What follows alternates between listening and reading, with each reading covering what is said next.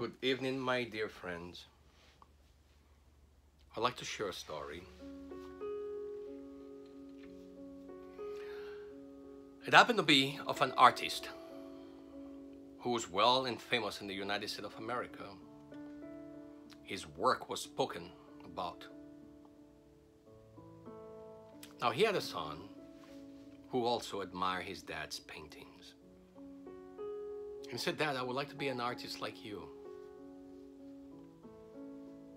After thinking it over, the father decided that he should send his son to Europe to learn the European artist, their form of drawing, painting, and designing things. And that happened. His son went to Europe, studied under the best. And no sooner, his talent was super great. He became so popular in Europe. His work was selling like you cannot believe what I'm saying here. But as with everything in life, you have to understand that the artist also has a time. By that I mean, the folks who like you either have grown older or they're not around anymore, or they followed somebody new. In the meantime, while this was going on, the son will write his dad a letter. "Listen, I'm known in Europe, Dad. I don't think I want to come back to the US. I'm doing super great." And the father says, "Well, I'm so happy for you, and this is the reason I sent you there." And they exchange letters. But somehow, after a while, he was not receiving any letters from his dad anymore. His paintings were not wanted as they were as before. And now he was depressed. He was disappointed. And he said, "You know, I need to go visit my dad and see how he's doing."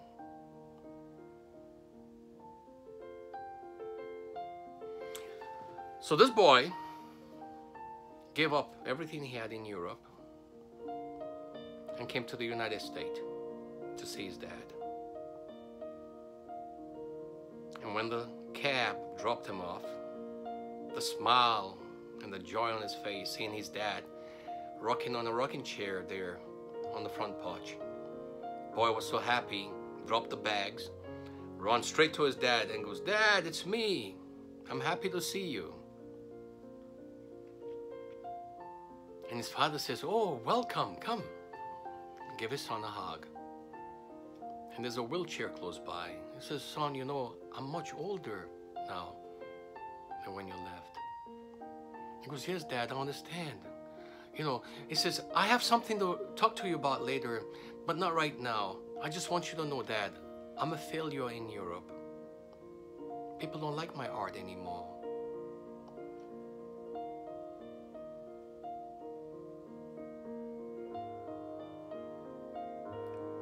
And the father said, "My son,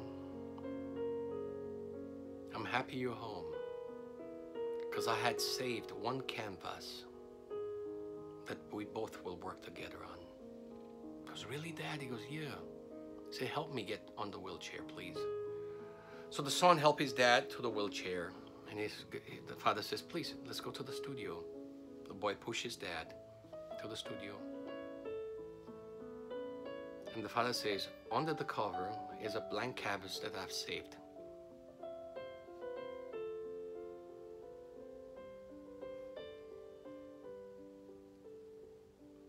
We will paint." And his son said, "But how are we going to work together on this canvas?" The father says, "You're going to lead. You're going to mix the colors. And what are you going to do, Dad?" He says, "I'll put my hand on top of your hand. And as you paint, I'll be with you."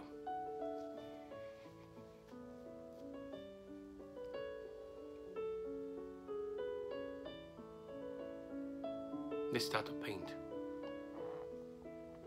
They worked for hours and hours, and it was completed.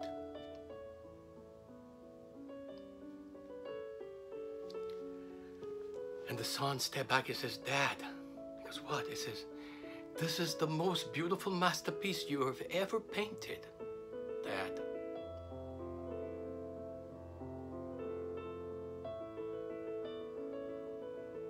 And the father looked at him and says, really? He goes, why, you don't like it, Pop? He goes, no, son, I like it, but tell me about it. He says, what do you mean, Dad? Look at it. He says, son, I've been blind for the last 7 years. I can't see. You painted this painting all by yourself. The moral to the story here, my dear friends, is this. It is never too late when you doubt yourself, when things are not going your way, when you feel everybody has abandoned you, you're hung to dry, that you reach out to God and let God guide your hand as you paint. Amen. Good evening, and please welcome. I'll be online for a little.